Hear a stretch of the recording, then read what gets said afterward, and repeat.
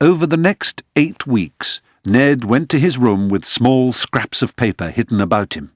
On them were written all the chess theory, attacks, defences, gambits, combinations and endgame strategies that Babe knew.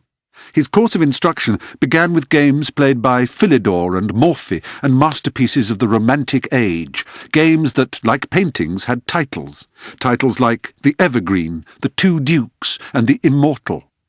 Ned was moved from these towards the age of Steinitz and the modern style, then to an understanding of a positional theory called the hypermodern that made his head ache. Next came an induction into opening play and counterplay, whose language made Ned laugh.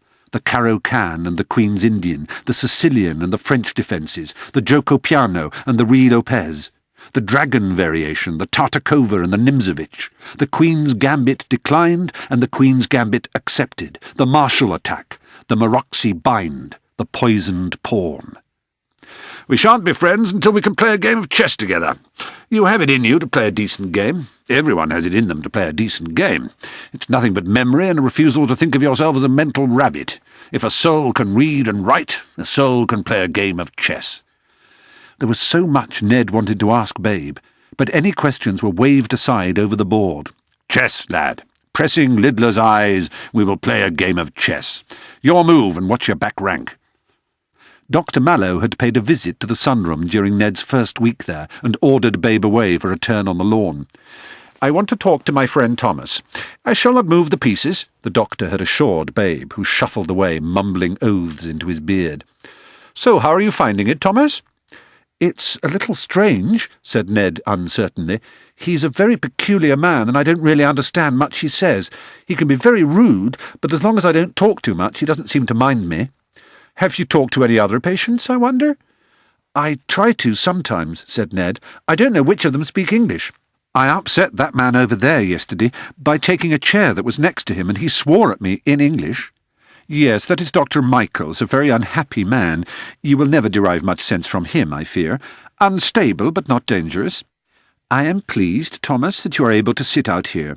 And Babe is not—" Dr. Mallow looked down at the chessboard with what Ned could instinctively tell were uncomprehending eyes. "Babe is not curious about you? He does not load your mind with questions?" "He doesn't ask me anything," said Ned in a disappointed voice, "except when I'm going to make a move, or why I bounce my knees up and down under the table." "Ha! I ask, you understand, because it is so important that you are not encouraged into more fantasy concerning yourself. If anyone were to ask who you were and what is the nature of your illness—" "I don't know what I would say, Doctor. I would tell them that my name is Thomas and that I'm getting better. I prefer not to talk about myself." "Quite so. He plays a good game of chess, Babe?"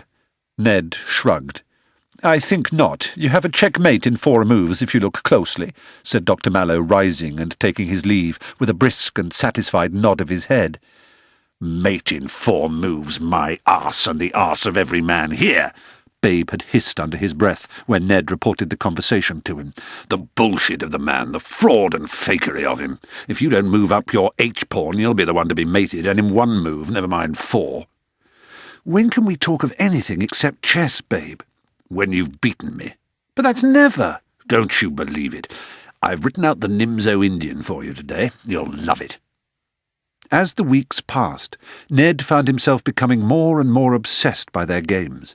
He fell asleep each night with the diagonal tensions and energetic force fields exerted by each piece pressing against his mind. Chess and the power of each man on the board dominated his inner life. He began to replay positions easily in his head, without having to picture the whole board. His questions, now solely confined to chess, began to please Babe. "Ah, now, you're confusing strategy with tactics there. That's the thing that reminds me of my old lessons in military training. The strategy, you see, is the battle plan, the big idea. We will win the battle by taking that hill. There's your strategy, to take the hill. How do we take the hill? Ah, now, There's your tactics. We might soften her up with artillery and follow through with an assault by armoured troops. We might bombard her from the air. Perhaps we'll pretend to deploy around another target altogether and fool the enemy into thinking that we don't care a damn about the hill. By night we send in our special forces, knives in their teeth and bootblack on their faces, to take the hill by stealth. There's any amount of tactics, and all at the service of the one strategic idea. You follow me?